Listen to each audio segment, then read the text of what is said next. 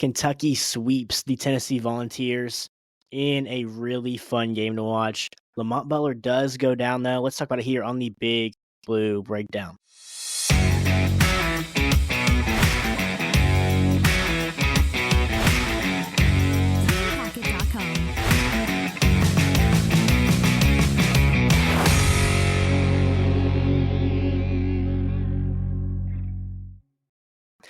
Welcome in, everybody, to the Big Blue Breakdown episode number 21 here on the podcast. Thank you guys so much for tuning in here. If you guys are watching on YouTube, make sure to like, subscribe, and comment.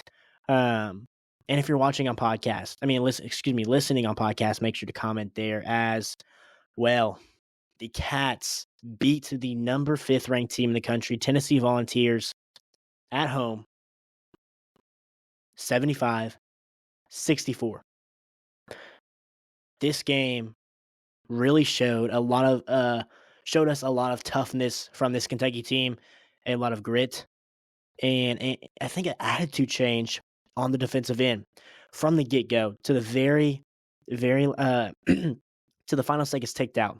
Kentucky played very good defense, allowing 64 points in this one. And I know Tennessee's not a great scoring team, and they don't have all the guys to do it. But I tell you, the way Kentucky came out and they played defense in this one, and was really able to shut down guys like Chaz Lanier. He still ended up with 10 points, but he averages, I think, 18. Man, what a win for the Cats. There is some negative to this, and we will get to Lamont Butler here in a little bit. But I will pop up on the screen right now the box score and the final in this one right here.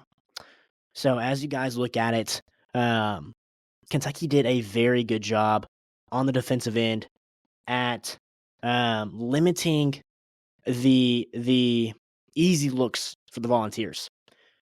So if you were watching this, Jay Billis, they really harped on this during this, that the Cats were basically asking the Tennessee Volunteers to shoot the three. They didn't change their defensive game plan, except I think they played with a little bit more intensity than they did last time against the Volunteers, even with getting the win last time as well. And Tennessee still shot they still shot terrible from the three-point line. In this one, like they did last game, they shot 16% in this one. Kentucky was begging them to shoot from the three-point line in this one. The only guy that was really able to knock them down and only started knocking them down in the second half was Igor Milicic, who ended up 3 of 4. I think all of his threes came in the second half. He had all 3 of their threes. Chaz Lanier, 0 of 7 from three-point land. Zakai Ziegler, 0 of 2. Man, what a big win for the Cats. And yes, the offense was good. This defense is very, very good for the Tennessee Volunteers. And what we were able to do offensively to score 75 points is really good. The offense is gonna play good, like in games. Like to me, there's gonna be no lack of offense, especially going down the stretch. We're gonna get into good sets. We had really good sets in the first half.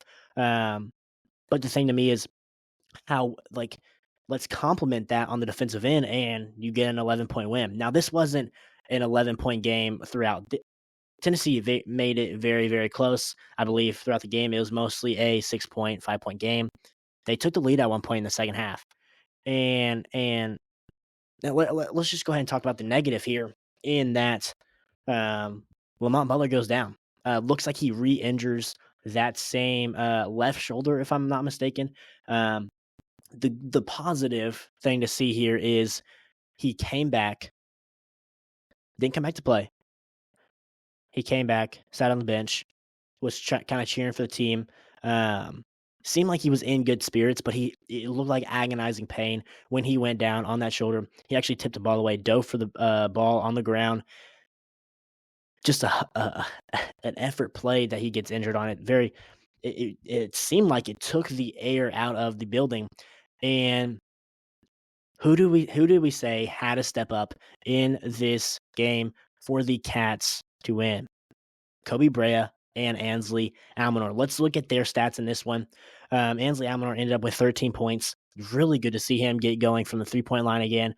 2 of 3 from three-point land. He went 3 of 3 from free throw land. And Kobe Brea, yes, he only had 11 points. He went 3 of 6 from 3-point land and hit some dagger shots that really led us to this win, because he had a couple of step backs on their bigs that were just monsters that put us up by one, and then one with the shot clocks winding down, and he just kind of steps back, drills it. Clutch plays from Kobe Brea in this one. And yes, Lamont went down. Man, did he give Zakai Ziegler a tough time. He ended up with 6 points himself. He had 3 steals in this game, 4 assists, 3 rebounds. He gets it done everywhere. That's why it's so important to have Lamont Butler on the floor, because not just because he initiates the offense very well, but because he is such a great defender, can get takeaways, and harping on the defense again. Very good defense from the Cats in this one. We ended up getting, let's see here. I'm trying to find the team stats here to tell you guys how many steals we had. We had 6 steals, but we ended up turning them over 9 times. We ended up turning it over 8, but still, that it's good for us, because our offense is going to get in a rhythm to me no matter what. It's about what our defense can do to complement that and to help it, and they very much did that in this game. Very, very good to see the defense playing well 2 games in a row. I want to tell you guys something about statistically that I think is a very much a good thing. Kentucky jumps up to 18th in KenPom. Tennessee drops down 1 to 5th. Kentucky at 18 with the number 2 offense ranked in KenPom right now. Very, very good. And 84th ranked defense. Now sit here and say that is terrible. It is pretty bad. But the last 2 games, it has jumped up significantly each time. And if you keep consistently putting performances out there like that, to me, you'll end up in a top 60, and you'll end up in a very good spot defensively, and a lot of momentum on that side of the floor. 2 guys I want to touch on and then talk about what this win means for the Cats moving forward and why it's such a big game, and hopefully we can talk about hopefully getting back Lamont Butler, and if he's out, what does that mean? But we won without Jackson Robinson as well, but guys stepped up. Talk about 2 guys that stepped up today. The Kentucky boys really, really stepped up in this game. Travis Perry, 8 points, his career high. He went 2 of 3 from 3-point land, and Trent Noah. Now, he was the player of the game, I think, on ESPN. I think my player of the game, personally, this is just me personally, is Kobe Brea, because the clutch shots and the clutch assist in the last moments of the game.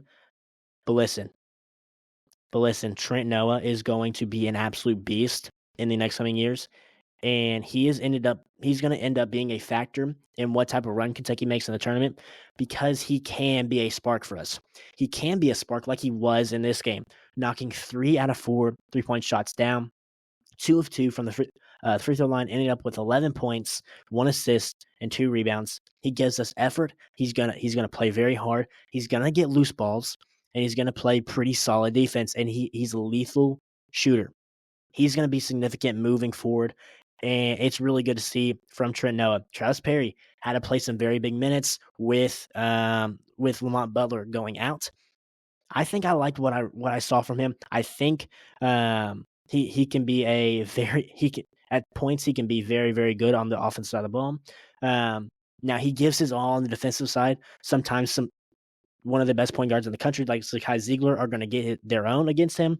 But the biggest thing is he can fill the spot of somebody like Lamont for a period of time, and nothing terribly goes wrong. He can, and then when he's doing really good, he can add to the equation in a good way by hitting threes. So he can really weather the storm while he's out there. And if we start going off while he's out there, that only adds to how good we can be when somebody like Lamont steps back on the floor. Again, he ended up with 8. Chernoa ended up with 11. Our bench production was pretty solid, not as good as last game overall.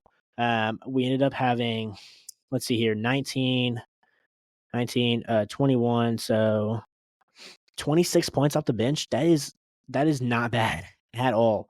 Coming from your bench, Brandon Garrison ended up with 5. He hit a clutch, not a clutch three, but he had a big, very, very big three to really get the crowd hyped in this one. Good minutes from him. He ended up playing 18 minutes in this game, 2 of 5 from field goals, and ended up 1 from 3 from 3-point land. He ended up with 5 rebounds, 1 assist, and 5 points. Andrew Carr, he's got to get back in the swing of things. He's had a couple of games to do it, hasn't really done it yet. He hit 2 very big free throws there at the end. He had 2 very good looks from 3-point land that he just missed that I think he can hit. I think just getting him back in the groove. And he can become a big post presence like he has been in the past. He grabbed a couple of big boards at the end of that game there with 2 rebounds himself. But overall, everybody had to step up with not only with Jaxson Robinson being out and you lose 16, 17 points and a guy that can play that point, but guys like Otega Owe continue to play consistent basketball. He ended up with 13 points tonight, 2 blocks. He had a heck of a block in the first half against Chaz Lanier, 2 assists, 6 rebounds, 2 offensive rebounds, 4-6 from the free throw line, 1 of 1 from 3-point land. Very big from Otega Owe in this one. Love the way he played. Ansley Almanor getting back in the rhythm that we need him to be in. He can win us ball games, and he played spectacular tonight. I think he still needs to step it up on the defensive side of the ball, but overall, very good. Amari, not just doing it with points, but he helps us so much. He had 6 points in this one, 1 block, 2 assists, 3 rebounds. He wasn't that big of a factor as I thought he would be, but again, you're gonna have your days. And he played solid. He didn't have a terrific performance, but he will have that terrific performance again. Overall, really good play, and we needed that. We needed that going against a healthy Tennessee team. Now let's turn to injuries. Okay, let's kind of turn to a negative. A positive though is I think Jaxson Robinson staying will be a one game type of thing. I think he'll be back soon, giving us 16, 17. Again, obviously, he really, really helps us. And obviously, just tremendous player. And I think an underrated defensive player for the Cats, who's a knockdown 3-point shooter. And then obviously Lamont. Hopefully he is okay. Hopefully this is not a long-term lingering effect. It was I think they called it, I'm trying to think of what the lady said. I can't think of it. Irritation of that left shoulder. Again in that second half. I think exactly at the 8:40 mark. But the Cats were able to step up without him, and that's big because with him we are a totally better team and a totally different team in good ways. But hopefully that is not a long-term effect. To me, with him coming back out there, it shouldn't be. Maybe a game or 2. We're going to need him back very, very badly for that Alabama game. But I very much am hopeful that he is able to return. It would be very, very bad not to have him for the rest of the season because we see what he was able to do for the Cats in this one. Some keys to this game for the Cats were having a fast start, and the Cats did that. We had a fast start to the game.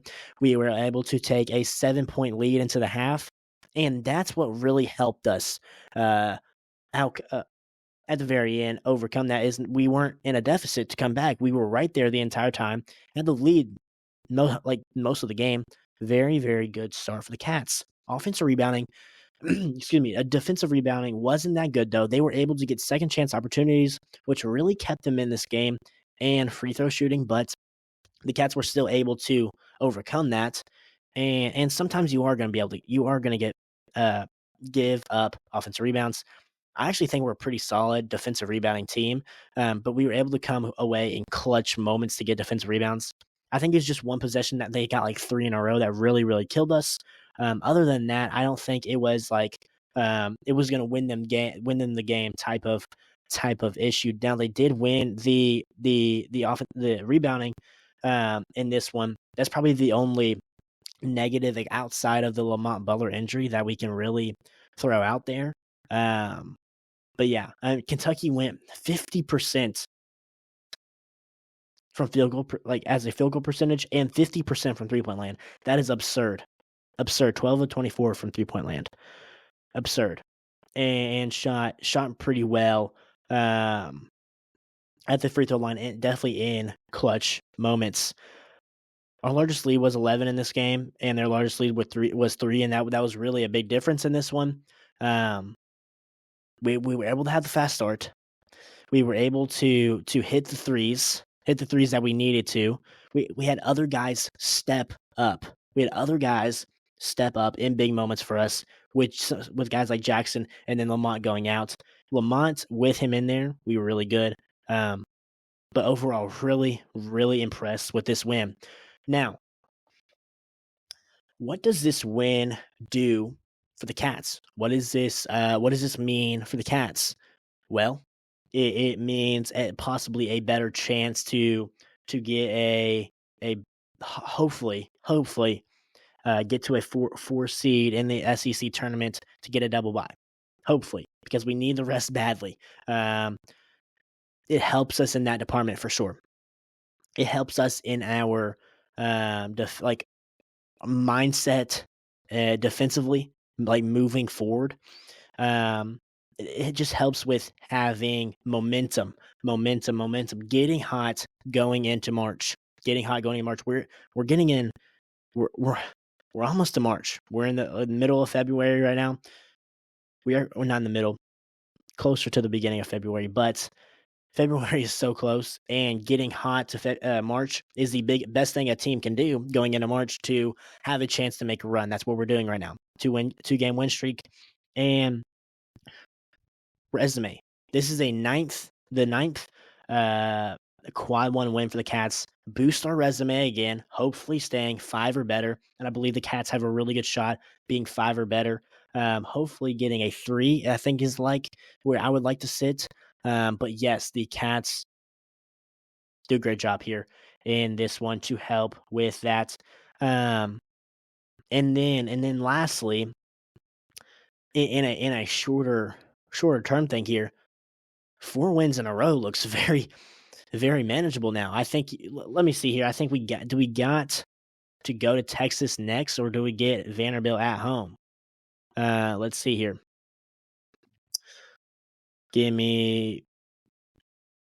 Let's see if I can. Here we go. So next game, we go to Texas. Alabama plays Texas tonight. We get Texas 8:00 on Saturday. Very, very winnable game there. That team in Texas is not a great rebounding team, and have been very inconsistent throughout the year. Now they have some star power, but very inconsistent from the Longhorns. Very winnable game there at Texas. And we get Vandy at home, but both of these teams are very, very tough, by the way, but very manageable and winnable games. Probably the 2 easiest games in a row in the SEC for any team, maybe outside of playing South Carolina, LSU. But man, does this 4-game win streak in a row look very, very manageable heading into at Alabama? Then you're playing with house money there. You go into at Alabama, who's going to be a top 5 team in the country to me, no matter what. And you lose to a top 5 team in the country at their place. not gonna be really a big deal. But you go in there with all this momentum, I think, and if you win that one, sets. I mean, just you start you start looking really, really good. But now these next 2 games, very, very manageable, very winnable. I don't think we can drop them. Can't drop them. The momentum, the resume is starting to look really good for the Cats. Big win tonight for the Cats against the 5th-ranked team, the Tennessee Volunteers. Defense, name of the game in this one. Obviously, Lamont goes out, but hopefully he's able to recover. Kentucky wins this one without Jackson Robinson as well. But that is going to do it here on the Big Blue Breakdown, episode number 21. Make sure you guys go check us out on social media. I'm posting all the time on X, in-game updates and everything like that. And I post episodes on X and Instagram and clips on TikTok. Thank you guys so much for tuning in here on the Big Blue Breakdown. Go check us out on social media at Big Blue_breakdown. And as always, go Cats, and we get a series sweep, which has been a long time since we've got a series sweep, I think, against Tennessee. But man, what a big win. And as always, go Cats.